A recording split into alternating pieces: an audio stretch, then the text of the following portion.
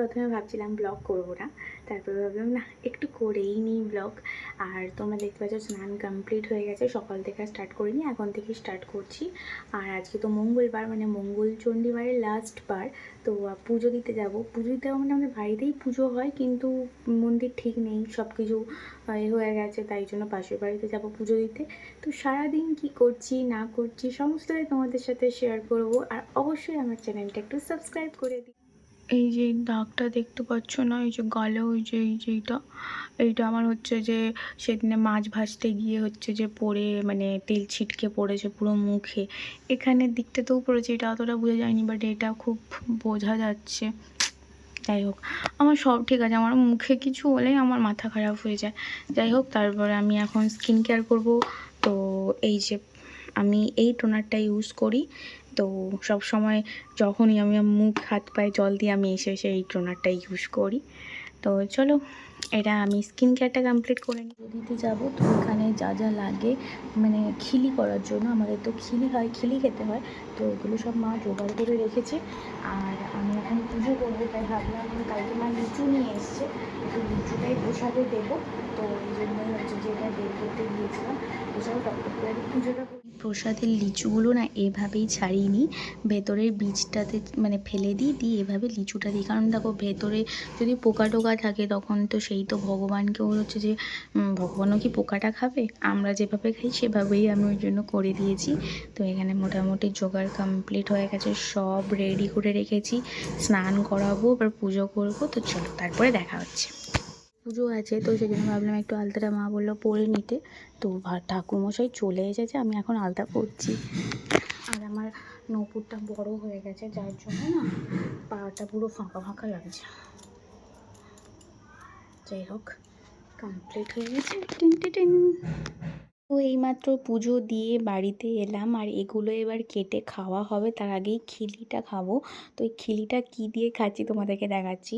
একটু মানে এক টুকরো কলা আর একটা বাতাসা ভালো করে গুঁড়ো করে ওটা মাখাতে হবে। আর কেউ একবারে খেতে পারে, আর দাঁতে না চিবিয়ে ঘিটে খেতে হবে। তো আমি তো পারি না একদমই, তাই 3বারে 3টে ভাগ করেই খাবো। কী কষ্ট হয় এটা আমার খেতে, মানে চিবোনো যায় না। কী বলছি, বলতেই পারছি না কথা। তো চিবোনো যায় না, তারপরে হচ্ছে যেরকম ঘিটে খেতে হয়, তাই আমি 3বারে খাই। এবার প্রসাদটা খেয়ে একটু নেল পেন্ট করব। তো সেই জন্য এই আমার যা নেল পলিশ আছে ঝুড়িতে, সেটা নিয়েই বসেছি। তো এখানে হচ্ছে যে দেখি কি হচ্ছে যে কোনটা পরবো। আর এই যে আমার নখের অবস্থা দেখো, একটা সবুজ কালারের নেল পলিশ পরেছিলাম। আর হচ্ছে যে এগুলো আমি এর মধ্যেই রাখি, নেল পলিশগুলো। আমার না সব কিছু জিনিসই গুছিয়ে রাখতে ভীষণ ভালো লাগে। মাকে দেখতাম ছোটোবেলায়, মা সব কিছু গুছিয়ে রাখতো। তো সেই দেখেই হয়তো আমার ওই রকমই মানে হয় যে সব কিছু গুছিয়ে, মায়ের থেকে এখন 3 ডবল হয়ে গেছি, আরও বেশি। তো যাই হোক, আমি কী নেল পলিশ করবো এখন, একটা যাই হোক একটা করে নেবো, ভাবছি এটাই করে নেবো। ঠিক আছে, নেল পলিশটা করে নিই। টিস্যু দিয়ে, এইরকম টিস্যু দিয়ে আমি আগে ক্লিন করে নিচ্ছি নখটা। সো দেখো, ক্লিন হয়ে গেছে, দেখতে পাচ্ছ। আমি এটা দিয়েও ইউজ করি, আর আমার কাছে রিমুভারও আছে, আমি এটাও রেখেছি। তো আমি এটা দিয়েই মেনলি ক্লিন করি। তো দেখি এবার কী করি। এমনি সাদা নখটাও দেখতে খারাপ গরম লাগছে, পাখাটা ফ্যানটাকে অফ করে দিয়ে আমি নেল পলিশ করেছিলাম। আর আমি যে এই কালারটা পরেছি, দেখো জাস্ট দেখতে পেয়েছো, ভালো লাগছে, সুন্দর লাগছে। আর আমি জাস্ট একটা কালারই পরেছি, বেশি হিজিবিজি করিনি। আমার সিম্পল এলিগেন্ট থাকতেই ভালো লাগে। দেখবে সিম্পল জিনিসের প্রতি একটা আলাদাই একটা মাধুর্য দেখতে পাওয়া যায়। আমার তো খুব ভালো লাগে সিম্পল জিনিসটা।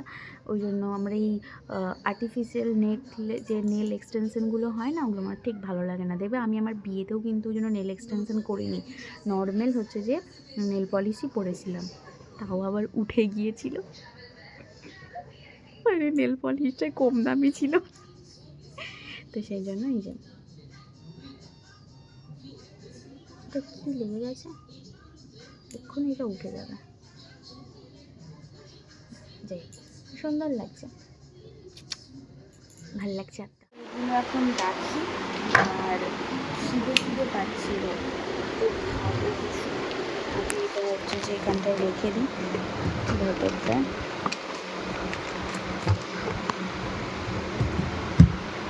রেখে দিয়েছি। আর এই যে কাঁঠাল আছে, এটা তো খেতেই হবে।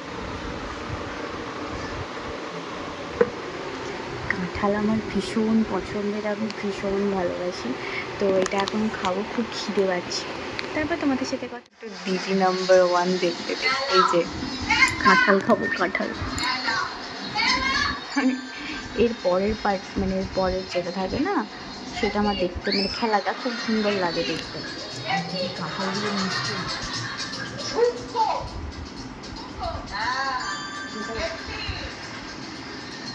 মা চলে এসো।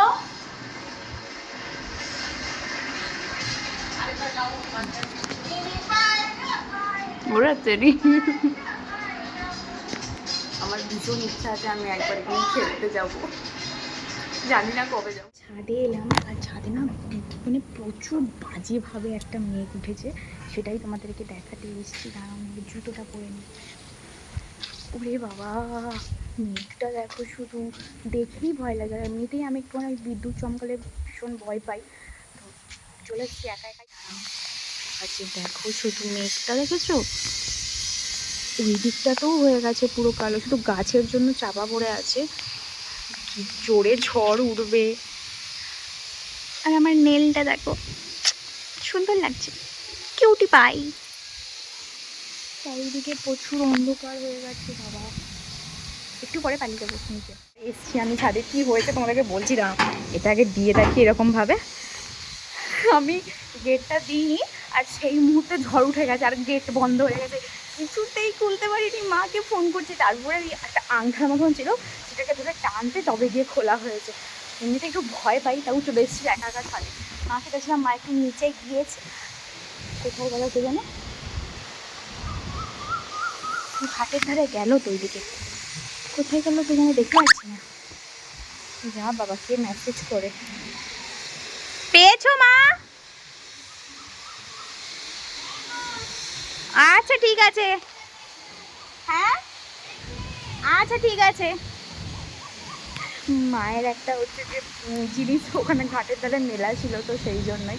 উফ, গাটা একদম ঠান্ডা হয়ে গেল বাবা, যা গরম পড়ে।